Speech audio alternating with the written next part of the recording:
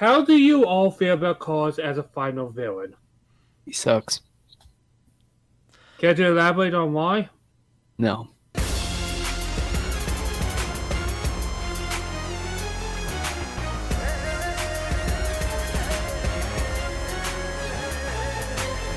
Sorry, so Episode 20 is probably my favorite episode. Yeah, I can see why. Rabbits. definitely. Like, do I even have to explain why this is a good episode? Not particularly. I mean, maybe for the folks at home, but I mean, you know what? Go watch it yourselves.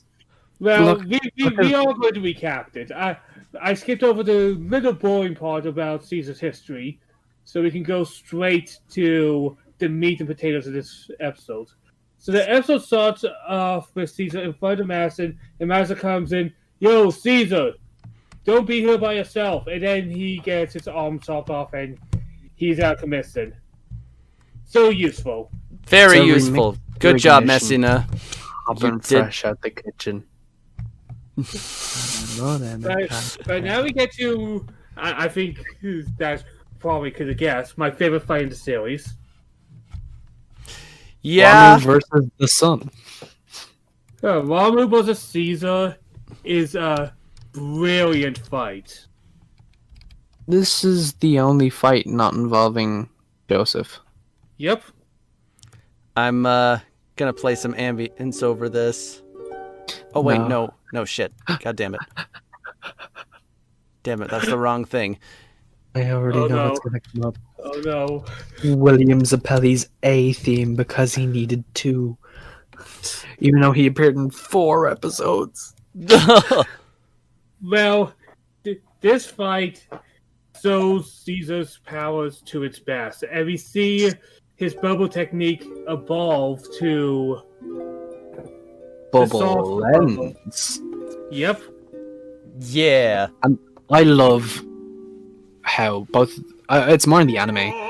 I love how it looks in the anime with like the rainbow, like shining through the bubbles, and then like. Both of them sold it so well. It's very nicely conveyed. Mm-hmm. And how I Very like. pleased to look at. Like, I can goss on, but you guys can goss on about this fight because it's a really good fight. It really is, and it shows like how competent Caesar really is. Because we didn't really get to see a whole lot of like how Caesar improved through all of this. And this is the point where Caesar becomes like we see everything that Caesar has trained for. This is where shit actually hits the fan again. Like you don't see this sense of like perilness since the last time Ramu and Caesar fought. Yeah. Like, Caesar had no chance. This time, Caesar's keeping up with Ramu's techniques, and Caesar almost wins. yeah, but then it was. I'm not a fan of how it ended because it doesn't make sense. Like, the thing was, he made a shadow, which gave Ramu a chance. But the bubbles lit up the whole room. Yeah, he had really From Ramu all had a angles. second to give a burst of energy, and because his ability is wind-based, he was able to blow those away. That's essentially what happened. Oh, okay, yeah, that makes more sense. Since he had 1 second to throw everything away, it was enough time to do a decisive attack to win. Yeah. And it And at this point, Caesar knows. Jesus!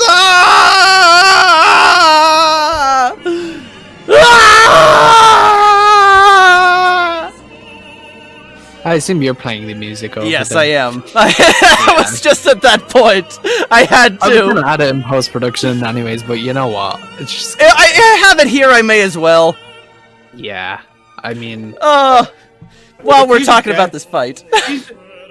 The Caesar death scene is so impactful, so much emotions because you've been with Caesar for a long time, and you actually grew with his character. Well, Yeah. the separately death scene had no impact. This one hit hard. And the anime, the music they used in the death scene, Oh, so It's just good. his theme. it enacts. It still like would move a person to tears. Like if you hear that and like. When you look up Caesar's theme, that's what comes up. That's not even just his death theme. That's just his theme. Fair enough. It's a good song that doesn't tolerate Caesar and the emotions you all feel. And even still, as he's dying, like he crystallizes all of his Hamon into this one bubble after he successfully manages to sneak up on Wham as a last attempt and steals his piercing that carries the antidote. Just so that Joseph could live, and his final words, "Joseph, this is the last of my Hamon. Receive it now!" I'd also like to point out that Joseph was standing outside the entire time. Well, they had no idea what was going on, and Caesar was already dead by the time they got there. Yeah. He was there. He heard them going out. He heard them going at it. When they got there, it was when Rommel was already at the end of the battle. So they got there when Rommel did the final attack. Hmm. Yeah, so they enter the mansion, like Joseph and Lisa enter the mansion, and they have no idea what happened. And they're like, where the hell is Caesar? And then they see blood. Yeah, they see the blood bubble, which Wham decided to leave there because he's like, you were a brave warrior to the end. The least I can do is let your dying wish stand. And he just leaves it be, showing that Wham is actually honorable. Yeah. So here's why I love this fight so much. Compared to the Sepri fight against Tarakas, this fight shows. I'm sure you guys, since you guys are both wrestling fans, know the term "losing strong." Yes. Yes. It's like when Johnny Gargano was a face, and whenever he lost a match, he still looked at the strong, even in defeat. Yeah. That's how Caesar looked at the end of this fight. He may have lost, but yeah, his battle was not lost on us. He lost strong. By the end of the battle, He gracefully bowed out. Yep. Mm-hmm. He would've. This is why I like this fight, because it has everything, and it makes you respect Caesar even more when you pay attention. And the death scene is probably one of JoJo's best death scenes. Yeah, he is definitely a top 10 anime character that happens to be blonde. Oh no. But yeah, that's why this episode's great. Even if you want to only watch one episode of JoJo, hey, by itself, I can almost recommend it. Like, I don't, because context is everything in JoJo. Exactly. But this episode is a really good episode. Mm-hmm. We here at the Maple Shamrock do not condone part skipping. Watch it in order, you filthy casuals. I tried to warn the last person who tried to skip parts. And then his heart skipped a beat for every part that he skipped. He skipped to part 3. He died 2 days later. Oof. This is what happened. If you skip a part of JoJo, you go to hell before you die. He thought Stardust Crusaders, that must be the remake and a more recent version. He misread the title because he was watching it on an illegal streaming service. So after that great episode, we go to episode 21, and it essentially is Jojo and Lisa go into the building, find KARS there, and they pretty much go, yo, 101. 1v1 me, bro. Pretty much. And then they're like, we have 100 vampires. And then Lisa's like, but blah, We I have a bomb. Yeah, we have a bomb and a stone. It's like, Call it shit. Stonehenge. That's a. I see you've raised my. I see you've raised my bet very well. Okay. And I guess I can briefly mention Lisa kills Wireback within seconds. Oh yeah, this dude comes out of the fucking door. He was the fucking door guy. As in, he literally comes out of a fucking door. And becomes spiky. Yeah. And is like, come on, give me a hug. And Lisa's like, nah, I'll pass, and just kind of walks away. And he's like, hey, what the? It's like, look at that lady. What's her deal, man? What the? and Joseph's kind of like, her deal is that you're already dead. Omae wa mou shindeiru. Nani? So yeah, that kind of summarizes what happens real quick, because that's really what happens. Exactly.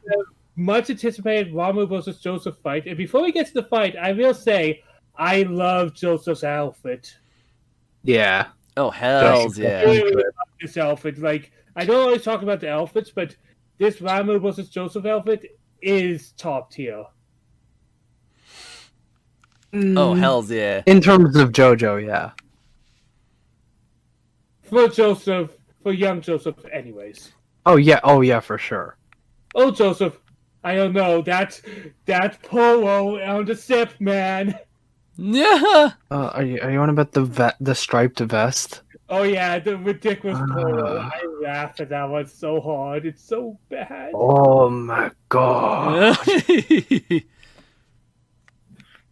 I mean, I kind of out of like all of the JoJo outfits, I do. No, actually, I can't say that with my chest. JoJo is my favorite. All three of them. Yeah. I'm just saying. Joseph, Yeah, no, it's top tier. Very good. Yes. Absolutely. And while looking through Lisa's luggage, he sees a picture of Elena, Speedwagon, and Straight So, which kind of Lisa's luggage. to get the red one of Asia. Oh yeah, that makes sense. So that kind of hints on Lisa's past.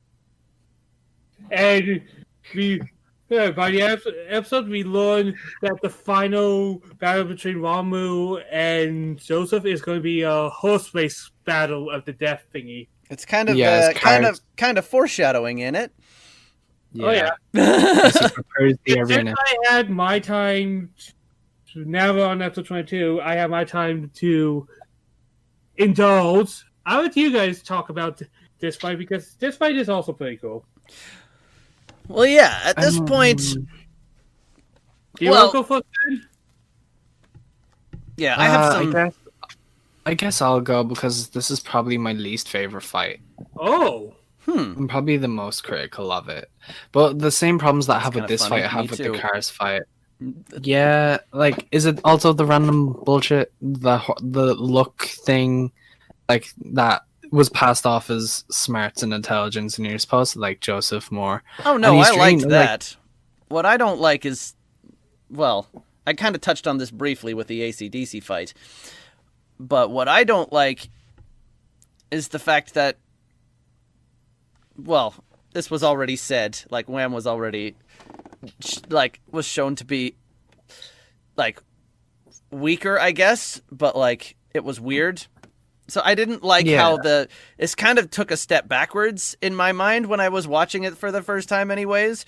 Because it's like, well, duh, Joseph can beat this guy. He beat AC/DC. Like, after having this Joseph-like Pillar Man, and suddenly we get to this guy who's just all about brute strength. But I think it's a different type of battle. It is a different type of battle. Yeah, because Joseph is smart. It's something that Joseph's not used to. But he's not used to battle prowess person. You could say he doesn't quite have that. He doesn't. God damn it! Sorry. Are you also looking at He Wham doesn't. songs? He doesn't have. You could say that Joseph doesn't have that. Battle tendency. Oh, I thought it was going to be a Wham joke. It was a battle tendency joke. Aha! You thought it was going to be a Wham joke, but it was me. Battle tendency. I mean, don't get me wrong. It's a cool fight. I mean, it's kind of stupid that they're on vampire horses. Like, I'm pretty sure. I found that hilarious. Like, the thing I love about Jojo is when it gets ridiculous. And a vampire hordes to horse race, I'm all for. Yeah, it was just fucking ridiculous how the fight itself was set up. It's like, well, instead of just making this a 1v1, let's make it a goddamn fucking chariot race. Where weapons will be handed out every rotation. Until you guys kill each other, and then it's kind of like, I love that at the end of all of this, both of their chariots crash. So, like, there's no weapons being handed out at this point, like, after the first fucking, or second rotation, technically, right? Yeah, because the first one was mallets. Yes, that's right. And Joseph uses a mallet, kinda. Yeah, no, he gets a bit more use out of the crossbow. Yeah. But, like, so AC/DC cries to relieve stress. KARS laughs to relieve stress. Wamu gouges his fucking eyes out. Yeah, what the fuck? Like, that's not a tick. They say, like, this happens more than once. How do you gouge your... they can regenerate. I think But he's blind for the rest of the fight. Yeah. Well, Maybe it's... theoretically, he probably could regenerate after a while. Maybe it just wasn't that quick, I guess? But yeah, him getting his eyeballs. But again, a cool moment for Ramu just to kind of go, oh fuck. Yeah. Yeah. Well, it happens because, like, Wham's Divine Sandstorm, which he's so proud of, like, that absolutely massacred everybody before. Suddenly, Joseph countered it and shredded his arms in the process. And he's like, holy fuck. What the hell is this? And fucking... Yeah. So he gouges his eyes out, and he just decides to fucking... And he just decides to fight blind. And it works. Literally. Yeah. It works. And that's where we see the angle sword with the crossbow. Which yeah. I definitely think that Joseph calculated that to a degree. How did it launch back off of the ring? It got caught. It managed to make a full rotation around, past 2 curves, to launch back off. Was there a chip in the wall? Was there a random rock? Or did it literally just decide, okay, I've reached my destination, it's time to pull out and hit Wamu? Like, I was thinking there was probably, like, something that caused it to just, like... Because from my to memory, launch there off. wasn't, and that's what I don't like. If there was, I'll shut the fuck up. And I was like, yeah, no, this is one of the best. This is better than Strizo.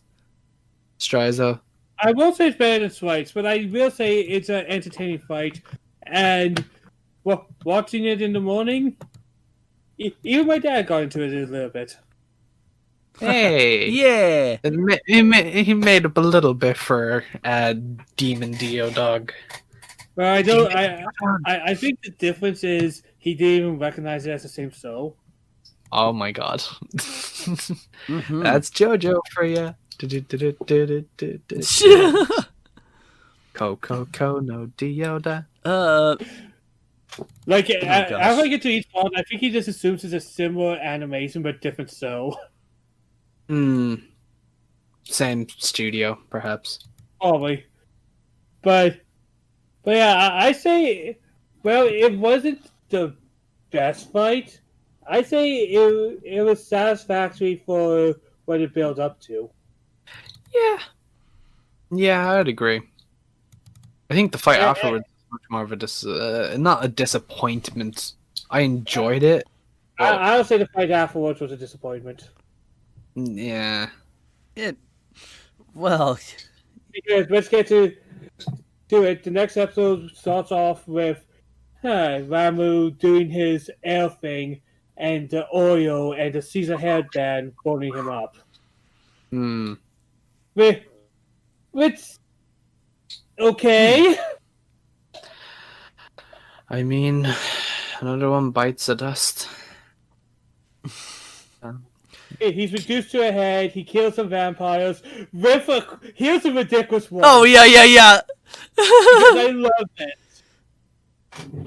Ramu puts his head on a crossbow, uses his horn to kill a bunch of vampires that is about to attack Joseph.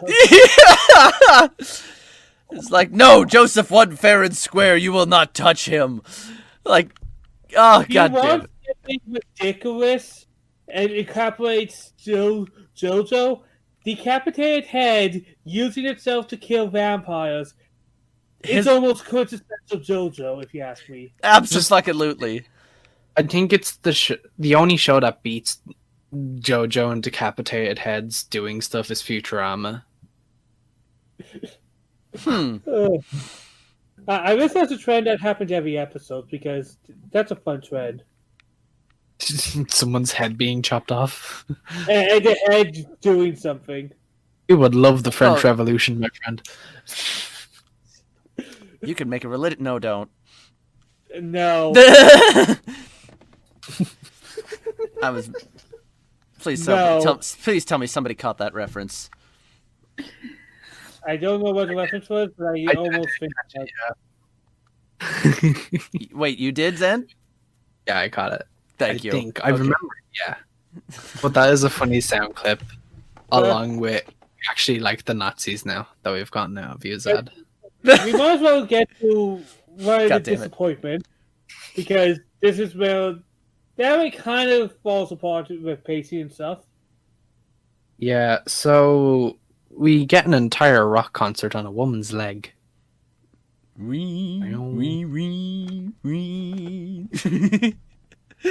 But He yeah, was Carl's like, I guess I have an honorable fight against you, Lisa. Psych! And Lisa, he one-shots him, and then he sneaks up behind and just stabs her. And fuck, this frustrates me. Like after all of that, After all of that build for Lisa, that's all She- she gets. she does nothing else. I mean, she shredded a spiky door guy into pieces, but that was it. And I get it, he was able to sneak behind and all that. He planned this all out. Yeah. But it feels so unsatisfying. Yeah. Like, I wish Lisa had an awesome moment. I think we can all agree on that, right? Of course. Yeah, for Like, she was the master. It was the same disappointment I felt for not seeing Tom Petty do anything.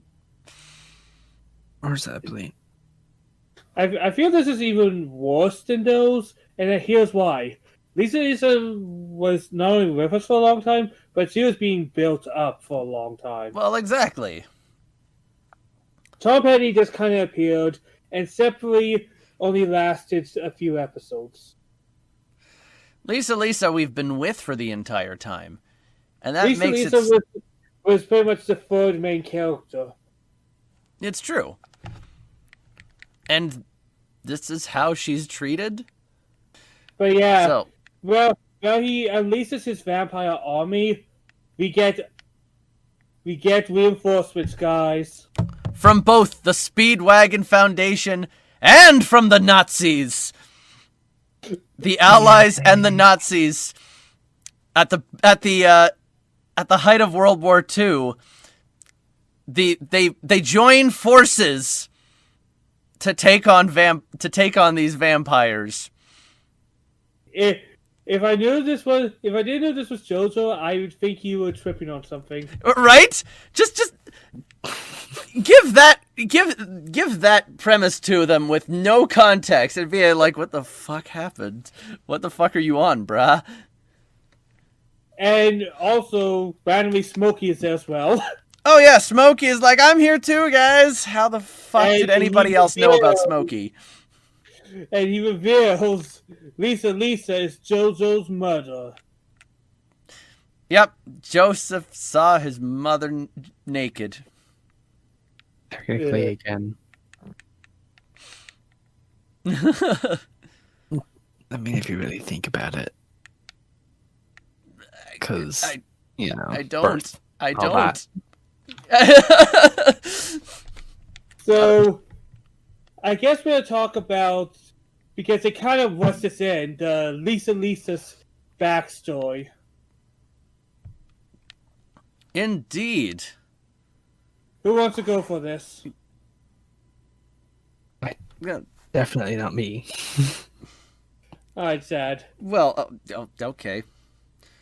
Well, turns out Lisa was the baby that Erina saved when she was also miraculously pregnant with George II, and therefore they kind of grew up together. But Lisa was also sent to train with Straits. Well, I think Straits adopted her, actually. Something along those lines. Yeah. Because otherwise it would be a little bit weird if they grew up, if George II and Lisa grew up together as siblings and then got married. Her. Are you referencing me? No? I said the exact same. Oh. Well, either way. He did say that during the first part. Fair enough. But, I forgot about that, honestly. Yeah, but, like, so, Straits adopted her, I guess, and so trained her. Jojo joined the army as, Oh, yeah, George II joined the army, and, but it turns out that his commanding officer, that the, commander, I forget the rank, was a vampire. a zombie, I thought. Oh, yeah. He was a zombie. So, A smart zombie. yeah, left over from the debris of Jonathan's battle with Dio. So, George, too, kind of discovers this by accident, and is like, holy shit, what can I do? And, of course, George, too, not having any affinity for Hamon whatsoever, gets eaten. Yep. And, of course, Lisa learns of this, and without thinking, she's all like, well, fuck this, I'm just gonna murder this dude. And then she became wanted as a criminal. Which the Speedwagon Foundation helped her disappear. And that's Lisa's backstory, which I kind of wish they kind of gave to us sooner. It was for the reveal. I get that. I mean, we wouldn't have been able to see Joseph peeping on his own on Lisa the same way otherwise, right? But yeah, hey, back to the main fight between Joseph and KARS. Hey, I kind of don't remember this fight, honestly. And then KARS becomes Shadow the Hedgehog with the breadstone of Asia and the mask. Oh, first I think Joseph defeats KARS, so... Well, yeah, he kind of sends him careening into a pit of crystal spikes. Oh yeah, and he once again uses smarts again. With the leg, rope, and all that bullshit. Yeah. So, he does that, and then... what's it? Then, of course, The Nazis see this as a opportunity, and so you write him to death. yeah. But of course, KARS has already put on the mask at this point. With the redstone razor. Yep. Which means that the sun, the UV light, amplifies its powers and turns KARS into the ultimate being. Who, So what does the ultimate being do first? He makes his hand into a chipmunk! How devastating. and murders another chipmunk! How truly cruel. Of No, course, the scary kind of... thing was his hand also turns to a butterfly, so you know he's evil. Yes. you know, he kind of, at that point, he kind of has an early version of Gold Experience, you could say. It kind of is a Requiem, isn't it? In a sense. Gold who what? No? What's Gold Experience? We're talking about... Don't worry about it. We're essentially talking about him getting pretty much a Requiem form before anyone else got a Requiem form. Other people get a Requiem for... Wait, what's a... No, I'm just fucking with you.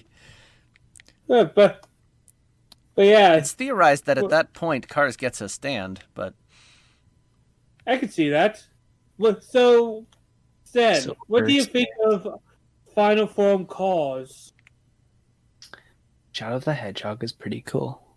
yeah, I like his wings. I like the way I like when he stands up and the sun comes up behind him.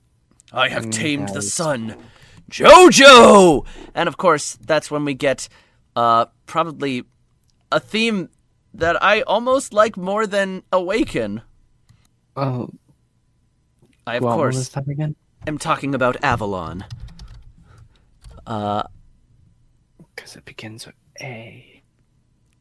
I'm actually gonna play it a little bit right now. Alright. Cause why not? I'm playing it in the background, so y'all will hear that. Yeah. It's just So- the amount of awesomeness that KARS channels through this mask, and it all comes forth through this theme. Not So many seeing people. KARS is- Not So many people. seeing KARS in altered form, Jojo and Smokey figure out the perfect strategy. Well, no, Joseph does. Smokey's like, wait, you're not thinking of doing what I think you're doing. And Joseph's like, damn right, I'm gonna use my secret technique. Everybody run! It still has like secret technique, oh boy! Smokey's like, ah, god damn it, why? Now here's what I have to ask. Why the hell is Smokey running with him? Yeah, good Who would question. you rather trust? The guy who's already killed 2 Pillar Men, 3 Pillar Men, or the people who awoken the ultimate life form?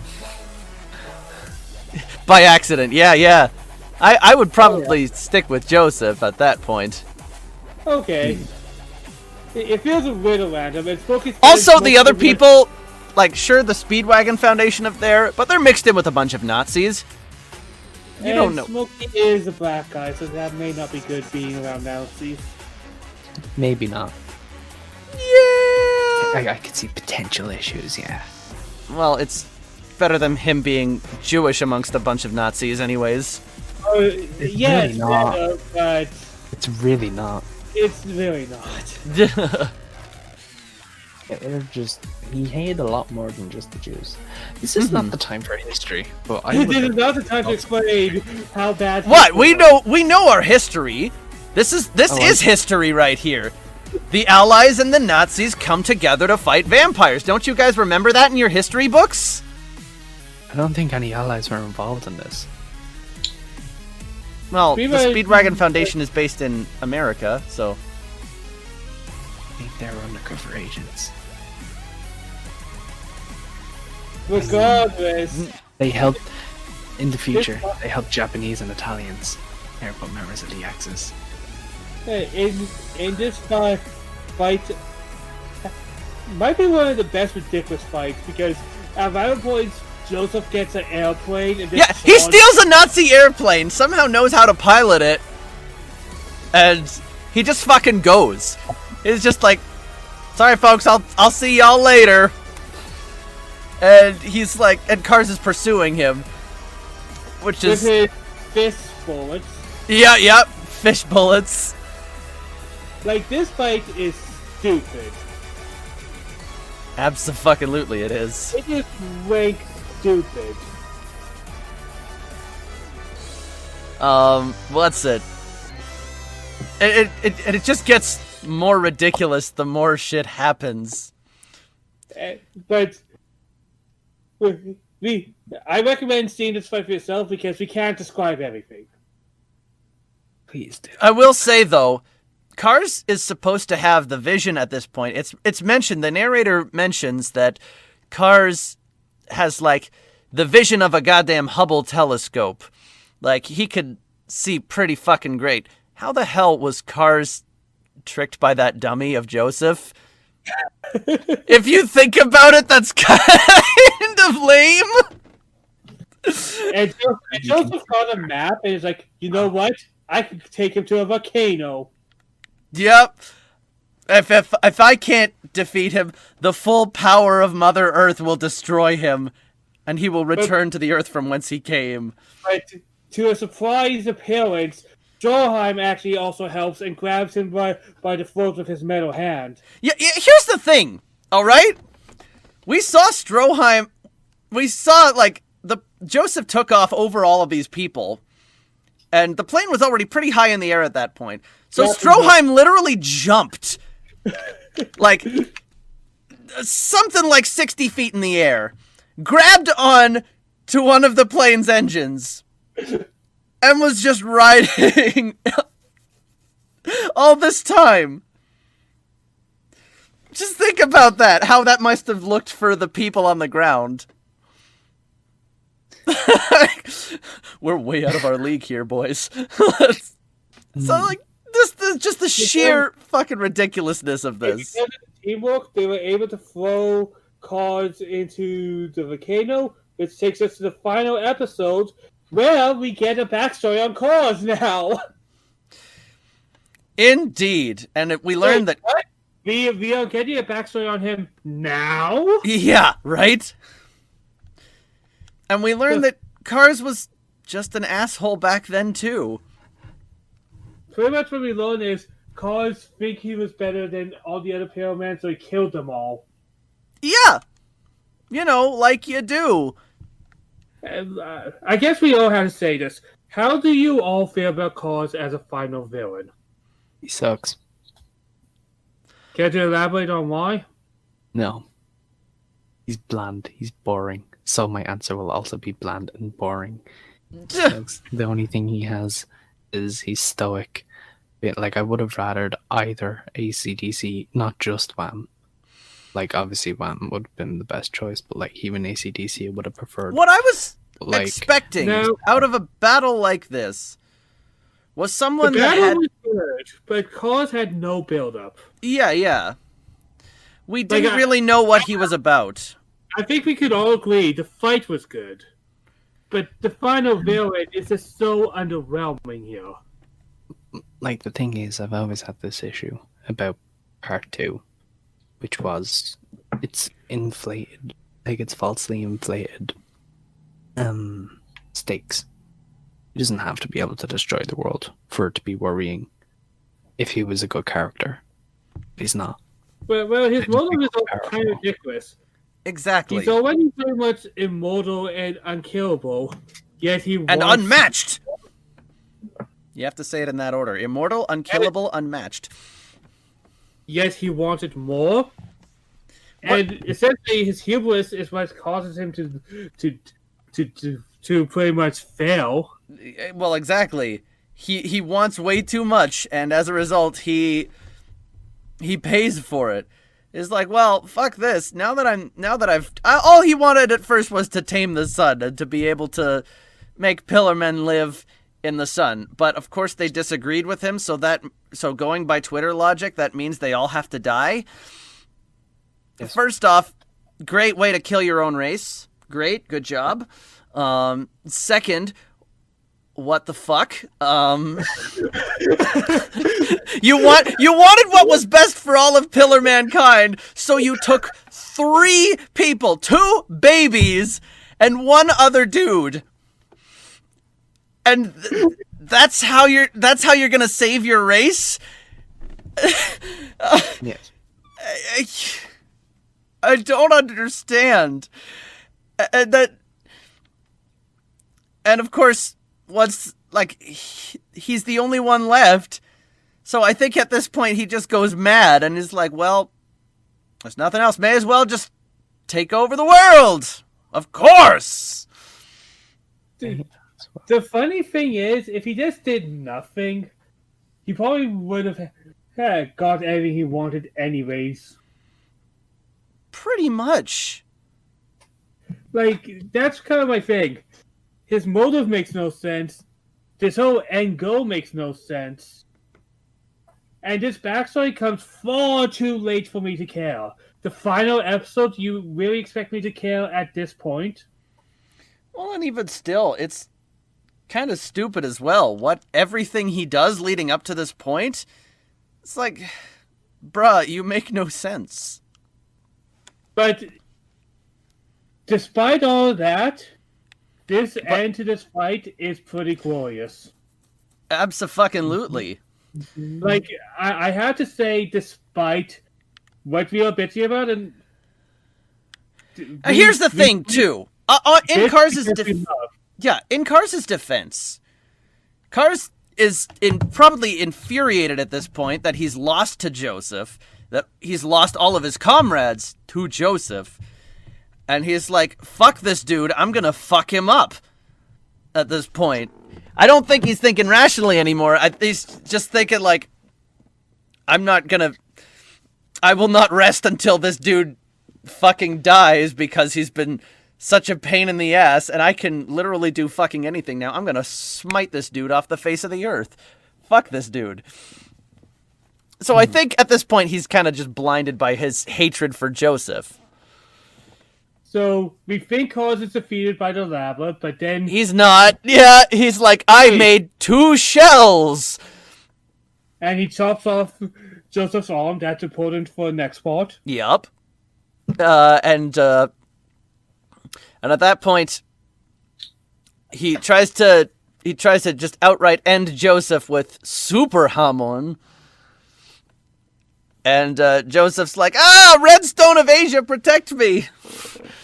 Yeah, and the narration is actually pretty good, saying he didn't even know why he did it. He did it out of instinct. He just did it. Yep. It was a pretty good time where the narration actually said something that was really good and interesting. Absolutely.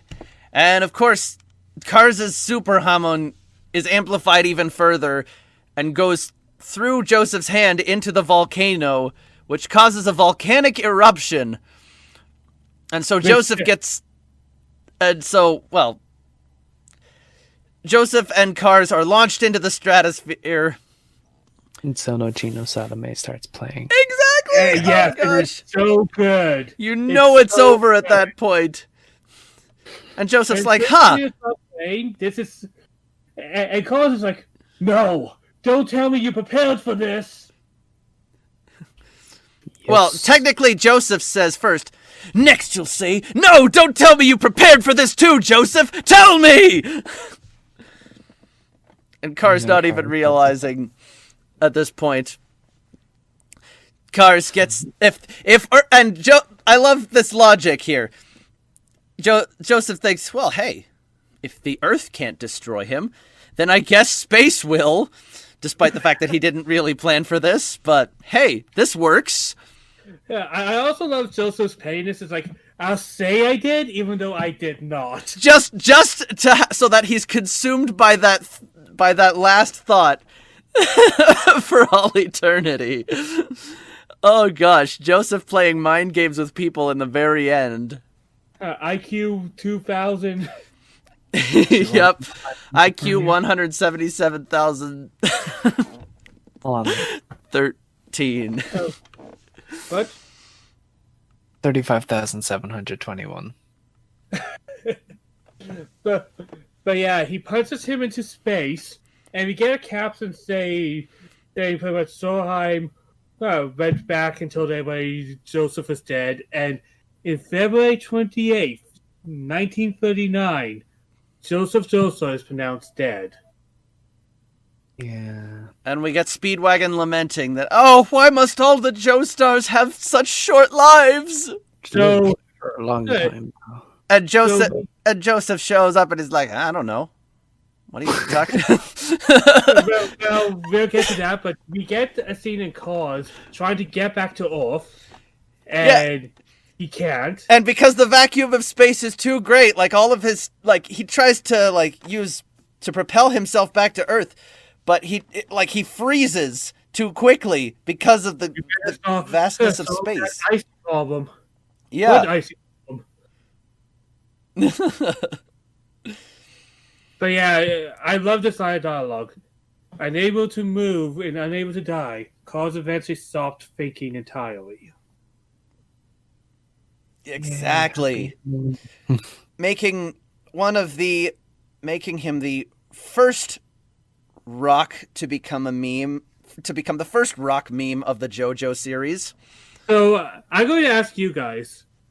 I think this might be up there with probably one of the most brutal ends to an antagonist. Like, there's only one I could think that might have had a more brutal, but I think KARS had one of the most brutal ends. Yeah, I'd say he's the second. Yeah, if you think about it. There's one other, and I think we can agree. Yes. Yeah.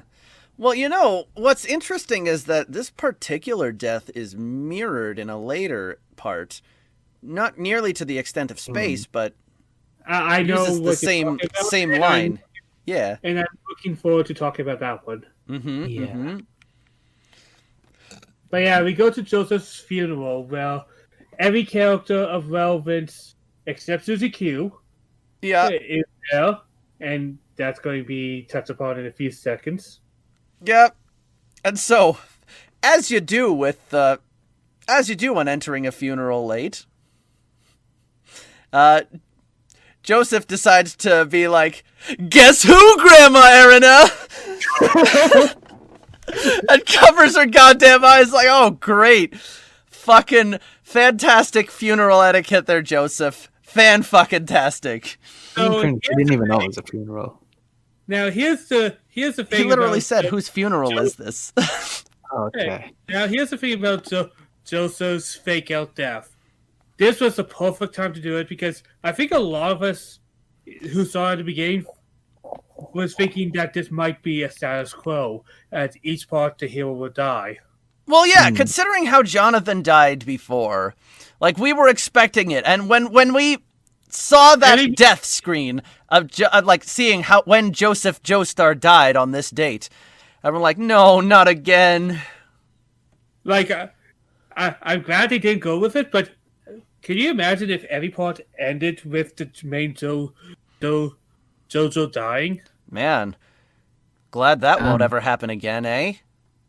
Yeah. Shut up. I mean, one part in particular would be the exact same. But this fake out was really good because there wasn't a status quo for Jojo yet. Well, exactly. We're still learning, and it was playing with our expectations in such a magnificent way. I loved it. And the other thing that surprises everybody is he's now married to Suzy Q. He's now married to Suzy Q. He made the right decision.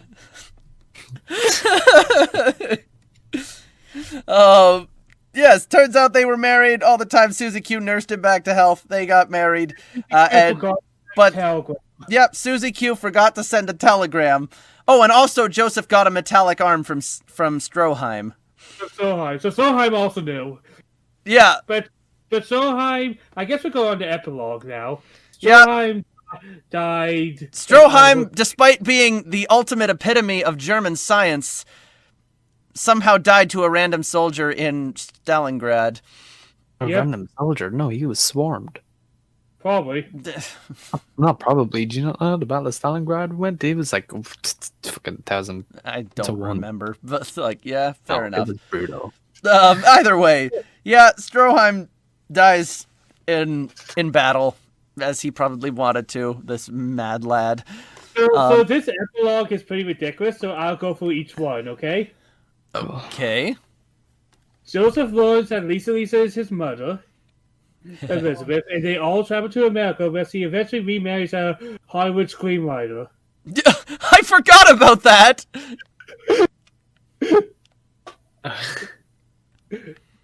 Somewhere. Ariel lives out the rest of her life teaching at a elementary school until she dies at the age 81 in 1950, with the loved ones Surrounded by her loved ones.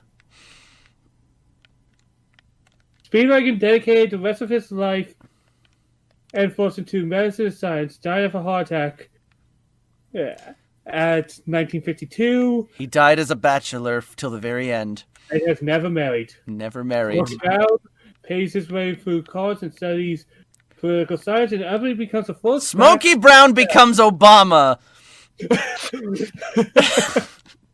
I don't care what anybody else says.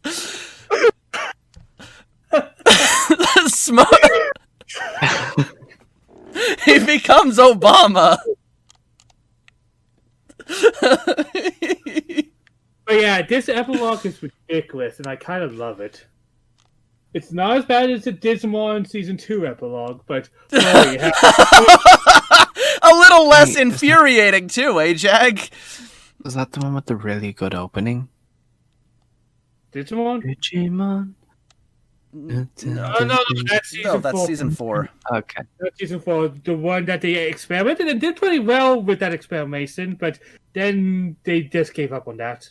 Anyways, so that's the epilogue, and we kind of get kind of a prelude to the next part at the very end, where a grizzled and seasoned Joseph arrives at an airport in Japan, and he's kind of racist as fuck towards Japanese folk because his daughter got married to a Japanese man.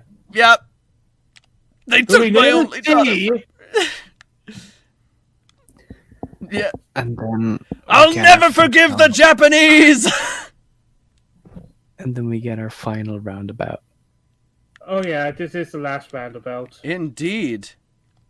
And we see a strange coffin with the words "Dio" engraved in it. You know, and we get a shot of a mysterious person in prison as well. Yes. And I think he's going to be very cool. He's all right. I look forward to talking about him, but that is where part 2 ended. And what a ride! It may have not ended the best, but it was. But it's not always about the ending of the journey. The ending. It's usually the journey, and this is a good journey. It was a great journey.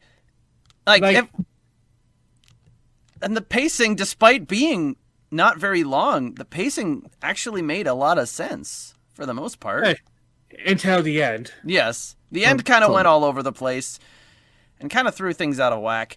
But for the most part, like, it was very cool how it was structured.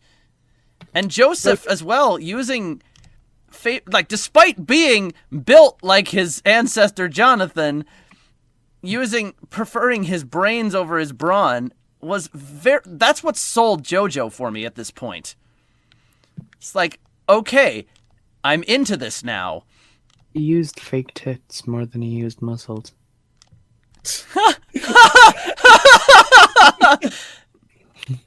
And that's why Joseph Joestar is the best anime trap.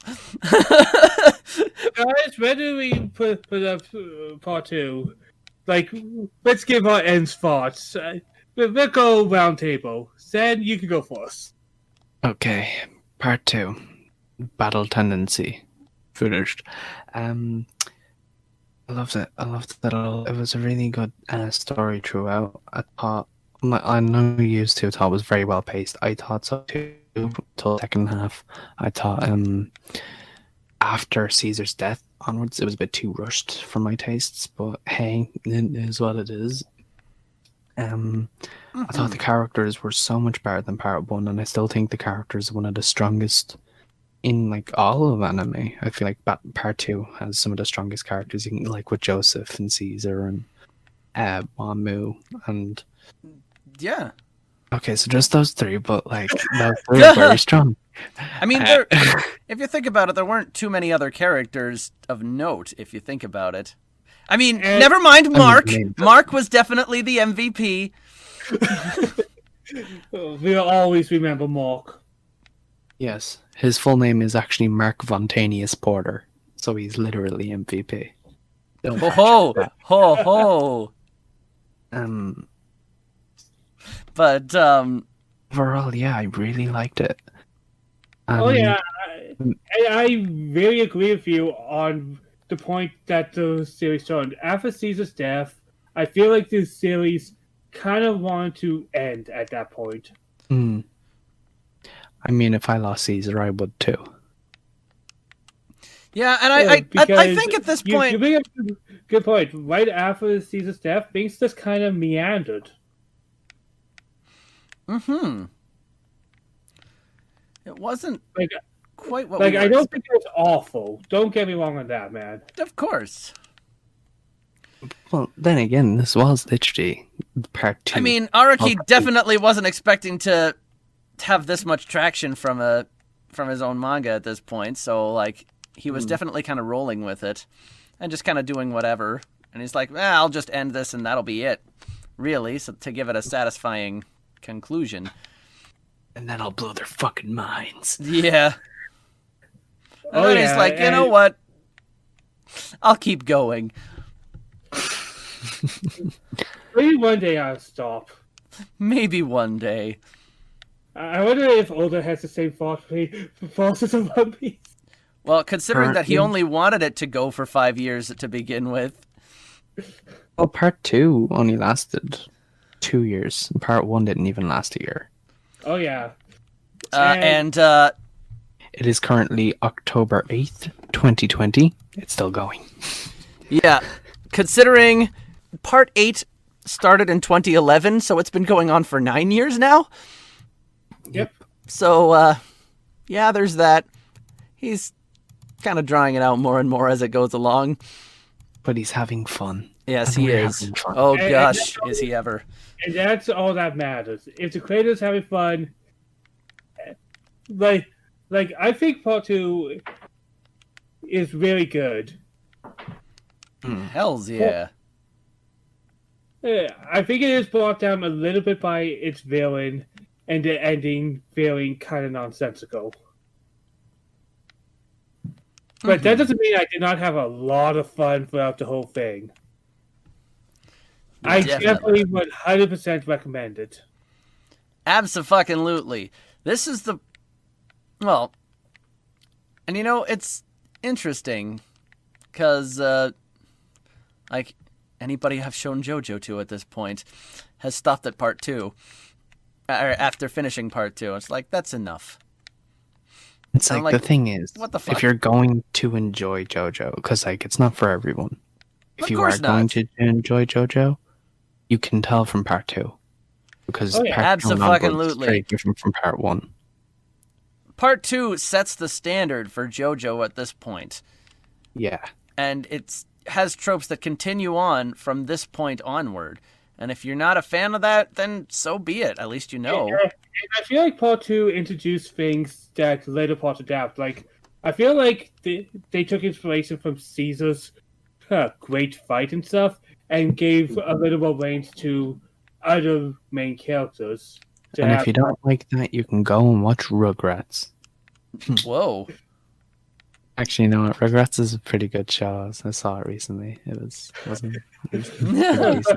But I'm saying the Caesar fight kind of opened up the idea that side characters can take the main stage for every now and then. Well, exactly. Yes. And some of them become more likable than the actual main character themselves. Boy, I think it's going to project again. Nah, what are you talking about? I wonder which part he's projecting about, because Oh, I have man. the same feelings, but I assume it's for a different part. Well, I think we all have different opinions on which part we're talking about. Well, clearly, considering our tier list, I think that was This is established. This is where unanimous decisions end. Join us next Exactly. time for a shit show. Oh yeah, but yeah, next time we'll be doing so. I hope you enjoyed this very extensive conversation in part 2. This was probably longer than part 1. Well, yes, it was. Yes, as of oh, I had to break this up into several segments. Never mind, I cannot tell, but it's a long ass time. But thank you all for enjoying this. This was a great conversation. And by the way, when we do get to part 3, I will tell you guys we are